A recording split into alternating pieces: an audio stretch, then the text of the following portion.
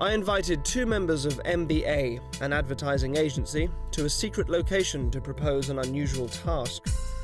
Those who work in advertising are masters of persuasion. They subtly weave their images and slogans into our daily lives, knowing that we will register so much unconsciously.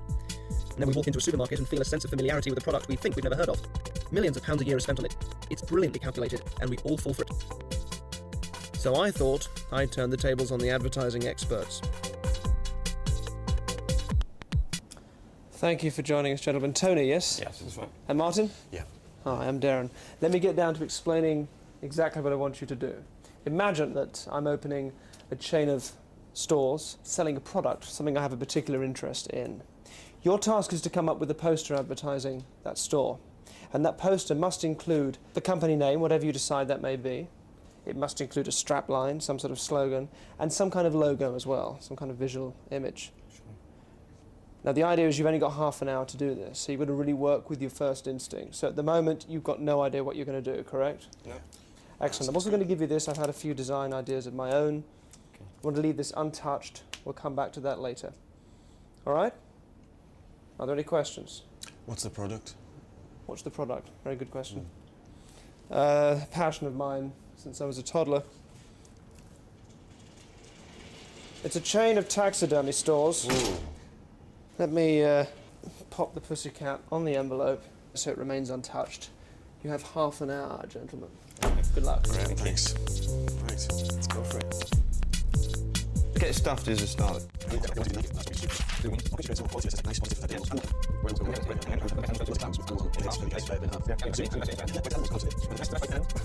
Time up, gentlemen.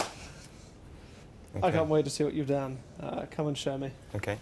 And Tony, before Yeah. we do this, can you take the envelope I gave you earlier? And Okay. can you please vouch for us here that no one's been anywhere near it? It's been under a dead cat. No one's touched it. That's right. That's the truth. That's That's the correct. truth. Keep hold of it. Come around here.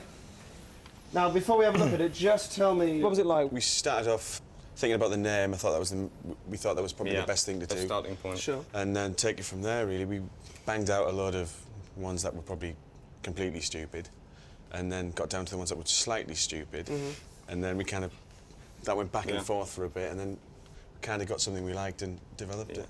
Can I have a look? Sure. Sure. Is this it? Yeah.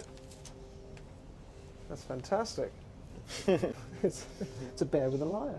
So it's animal heaven, the best place for dead animals. And it's obviously, you'd see that it was stuffed. How did you come up with the name Animal Heaven? We had the idea of the pearly gates of heaven being the zoo gates. Zoo gates as the gates of heaven. That's Yeah, interesting. i.e. Yeah. sort of all the animals that are dead are in a dead zoo, if you like, in heaven. And then we just kind of thought, well, it's kind of nice, but it's a bit twee. We wanted to make it a bit funkier. And then we thought a heart-playing bear just answered the brief. It's fantastic. I do want to show you my own ideas from beforehand. Okay. I don't want to touch. Would you open them for me? Sure. And the winner is... I think you'll find this interesting. Okay. Get rid of the envelope. Yeah. Okay. Sorry.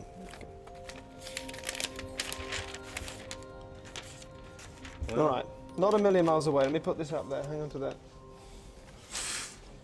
It's Yeah. a heart-playing bear. Yeah.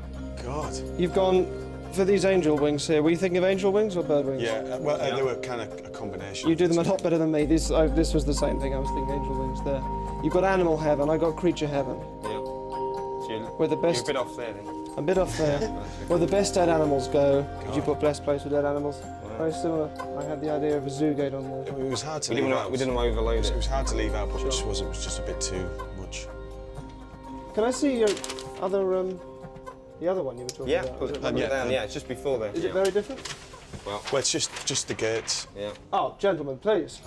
We're drawn quite similar. Look at that. This was the image I was thinking.